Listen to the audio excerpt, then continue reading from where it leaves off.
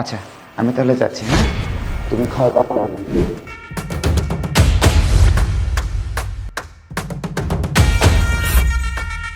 এই শোনো, আমি না অফিসের ব্যাগটা নিয়ে আসতে ভুলে গেছি, যাও তো নিয়ে আসো। আচ্ছা তুমি একটু দাঁড়াও, আমি এক্ষুনি নিয়ে আসতেছি। ঠিক আছে যাও। এই এদিকে আয়। দেখি কি লিখছিস তুই? স্যার, খাটের নিচে ম্যাডামের প্রেমিক আছে। এই তুই এসব কি লিখছিস, আজে বাজে লেখা? স্যার এইখানে যা লেখা আছে সবই সত্যি। এই ছোট লোকের বাচ্চা, তো সাহস তো কম না, তুই আমার বউর সম্পর্কে আজে বাজে কথা বলিস। এই তুই জানিস না আমি আমার বউকে কতটা ভালোবাসি? আর তোদের মতো ছোট লোকদের এই একটা স্বভাব, কারো যদি একটু ভালো সম্পর্ক দেখিস কিভাবে নষ্ট করা যায় সেটা নিয়ে সারাক্ষণ চিন্তা করিস।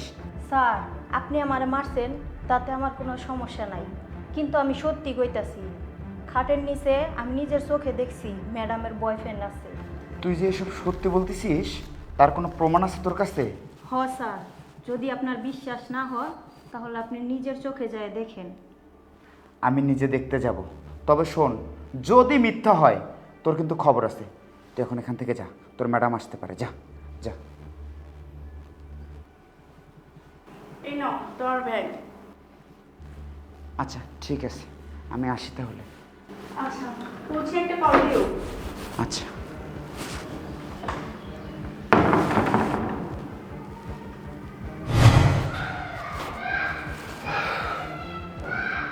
কাজের মেয়েটা সব কি বললো?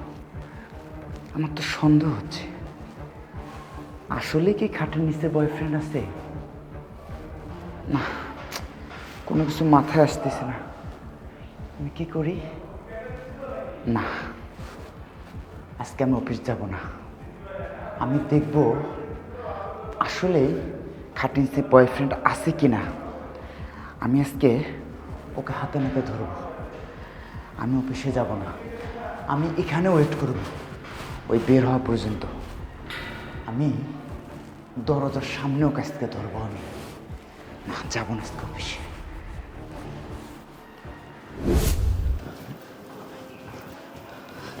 জান বের হও বের হও। জান তুমি আসছো? হ্যাঁ জান। আর কতক্ষণ এভাবে খাটের নিচে শুয়ে থাকবো বলো? আর একটু জান, আসলে আমার হাজব্যান্ড অফিসে চলে গেছে, তো এখন শুধু কাজের মেয়েটাকে বিদায় করার পালা। ওকে বিদায় করে নি, তারপর আর আমাদের ডিস্টার্ব করার মতো কেউই থাকবে না। আচ্ছা এই শোন, তোর এই রুম ঝাড়ু দেওয়া লাগবে না, তুই এখন যা। কেন ম্যাডাম, আপনি না বলছিলেন আজকে যেন সব রুম পরিষ্কার করে দেওয়া যায়? না না, কোনো রুমই পরিষ্কার করা লাগবে না, তুই এখন বাসায় চলে যা। বাসায় যাবো তা না হয় বুঝলাম, কিন্তু ম্যাডাম রান্না বান্না তো কিছুই হয় নাই। স্যার যদি এখন চলে আসে তাহলে কি খাবো? সেই চিন্তা তোর করা লাগবে না, আমি বাহির থেকে খাবার নিয়ে আসবো। তুই এখন বাসায় চলে যা। কি হলো, যা। আচ্ছা ঠিক আছে ম্যাডাম। জান বের হও বের হও, কাজের মেয়েটাকে বিদায় করছি। উঠো, বসো। তোমার অনেক কষ্ট হয়েছে না? আরে না জান, কি বলো, তোমার জন্য তো এটুকু কষ্ট আমি করতেই পারি। আর তুমি তো জানো আমি তোমাকে কত ভালোবাসি। হ্যাঁ জান, আমি তো জানি যে তুমি আমাকে কত ভালোবাসো, আর আমিও তো তোমাকে অনেক ভালোবাসি। ওর সাথে শুধু সংসার করতেছি এই সম্পত্তির জন্য। আচ্ছা আমার না এগুলো আর ভালো লাগে না। আমরা এইভাবে কতদিন আর লুকিয়ে লুকিয়ে দেখা করবো বলো? তুমি ওনাকে মেরে ফেলতে পারো না? আরে কি বলো তুমি, ওরে যদি আমি এখন মেরে ফেলি তাহলে এই সম্পত্তির মালিক হব কিভাবে? তুমি কোনো চিন্তা করো না, ছলে বলে কৌশলে আমি আগে এই সম্পত্তির মালিক হইনি, তারপরে দেখো এই পৃথিবী থেকে ওরকে কিভাবে সরিয়ে ফেলি। বাহ জান, তোমার মাথায় তো ভালোই বুদ্ধি। আচ্ছা জান, আবার কেউ চলে আসবে না তো? আরে না পাগল, এখন কেউই আসবে না। কাজের মেয়েটাকেও বিদায় করে দিছি, আর আমার হাজবেন্ড আসতে তো এখন 5-6 ঘন্টা দেরি আছে। এতক্ষণে আমরা অনেক সময় কাটাতে পারবো। জান চলো আমরা একটু গল্প করি। চলো জান। জান তোমাকে ছাড়া না এরকম দূরে দূরে আমার আর একদম ভালো লাগে না। আমারও জান, তোমাকে ছাড়া আমারও একটু ভালো লাগে না, কিন্তু কি করব বলো, এখন এই কদিন আমাদের এভাবেই দেখা করতে হবে। কবে যে তোমাকে আমার করে পাবো। আরে এই সময় আবার কে আসছে? আচ্ছা তোমার হাজবেন্ড চলে আসলো না তো? আরে না, মনে হয় কোনো ফকির টকির আসছে। তুমি বসো, আমি দেখে আসি।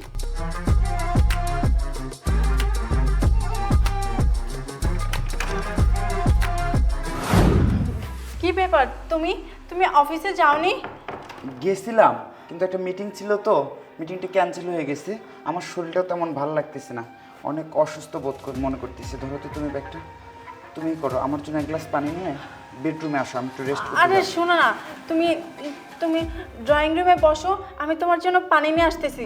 চলো ড্রয়িং রুমে বসো। না শোনো, আমি ড্রয়িং রুমে বসবো না, আমার একটু শুইতে হবে। আমি বেডরুমে যাবো, তুমি আমার জন্য এক গ্লাস পানি নিয়ে আসো, জাস্ট তাতে আরে হয়ে যাবে। তুমি শোনো না, তুমি ড্রয়িং রুমে বসে রেস্ট করো, আমি তোমার জন্য পানি নিয়ে আসতেছি। আমি আমি কি তোমার জন্য শরবত বানিয়ে আনবো? তুমি যা পারো আনো, সেটা কথা না, কিন্তু আমি বলতেছি আমি বেডরুমে যাবো, আমার শরীরটা ভালো লাগতেছে না।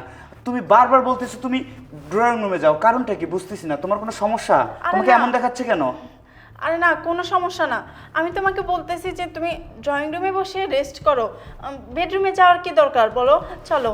না না শোনো, আমি বেডরুমে যাচ্ছি, তুমি আমার জন্য পানি নিয়ে আসো। আরে শোনো না, আরে শোনো, আরে শোনো না, আরে এই কে এটা? আরে তোমাকে তো বলাই হয়নি, ও আমার মামাতো ভাই। তোমার মামাতো ভাই? তোমার মামাতো ভাই, ফুফাতো ভাই, খালাতো ভাই কেউই তো নাই, আর ও আসলো কোথা থেকে, তো আবার বেডরুমে? আরে আমার মামাতো ভাই খালাতো ভাই আছে তো, ওরা আমাদের বিয়েতে আসেনি তো, তাই হয়তো বা তুমি দেখোনি। ও আচ্ছা, বিয়েতে আসে নাই, আর আজকে হুট করে আকাশ থেকে পড়ে চলে আসতে, আর তুমি বেডরুমে নিয়ে তাকে আদর করতেছো, এই তো? আরে তুমি এসব কি বলতেছো, ও তো রেস্ট করতেছিল। চুপ!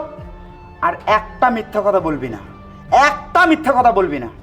এতদিন কাজের মেয়ে আমাকে যা বলছিল সব সত্যি ছিল, কিন্তু আমি না ওর কথা একটাও বিশ্বাস করি নাই। এই তোকে ভালোবেসে বিয়ে করে আমি কি করি নাই তোর জন্য বল?